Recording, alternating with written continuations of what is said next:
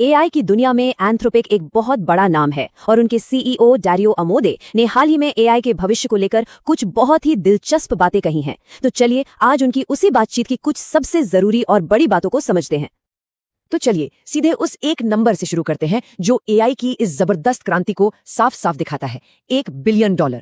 जी हाँ, ये एंथ्रोपिक का 2024 के लिए अनुमानित रेवेन्यू रन रेट है। और पता है सबसे हैरान करने वाली बात क्या है? इसकी स्पीड। माइक्रोसॉफ्ट जैसी बड़ी कंपनियों को इस लेवल तक पहुंचने में 40 साल लग गए थे, लेकिन आज की एआई कंपनियां ये कमाल सिर्फ कुछ ही सालों में कर रही हैं। तो ये जो जबरदस्त रफ्तार है ना, ये सिर्फ एक बिजनेस ग्रोथ नहीं है, ये तो एक असली एक्सपोनेंशियल एक्सप्लोजन है।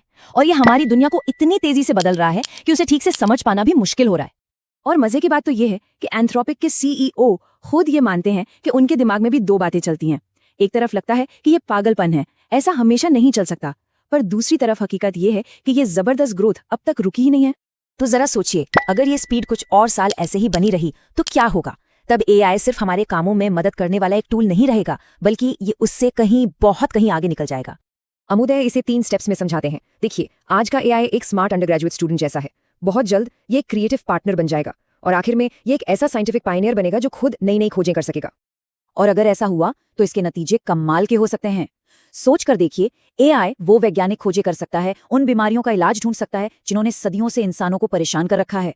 तो सवाल ये है कि भविष्य का ये बड़ा विजन आज की बिजनेस स्ट्रैटेजी में कैसे फिट होता है?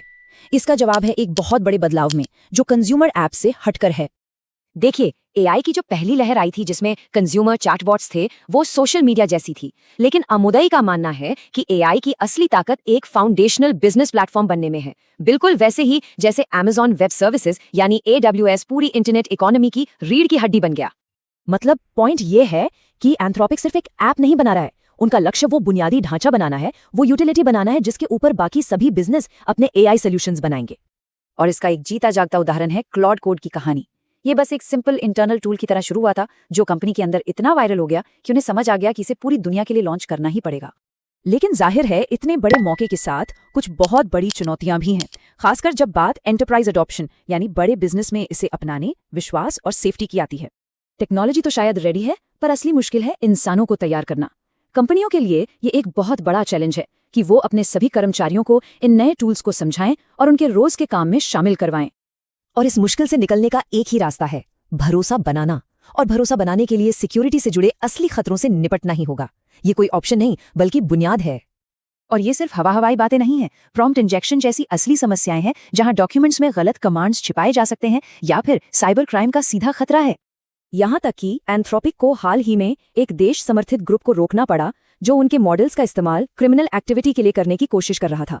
इससे पता चलता है कि लगातार निगरानी रखना कितना जरूरी है। तो इन सब का मतलब क्या है हमारे काम के भविष्य के लिए? चलिए एक बहुत ही मजेदार एक्सपेरिमेंट देखते हैं जो एआई को एक कोवर्कर यानी सहकर्मी की तरह देखता है। इस एक्सपेरिमेंट का नाम था प्रोजेक्ट वीन।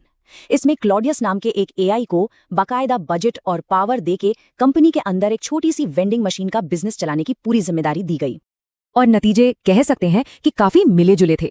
क्लॉडियस एक विशाल टंगस्टन क्यूब जैसी अजीब अजीब चीजें मंगाने में तो बहुत अच्छा था, लेकिन एक बिजनेसमैन के तौर पर उसका परफॉर्मेंस बहुत ही मजाकिया और खराब था।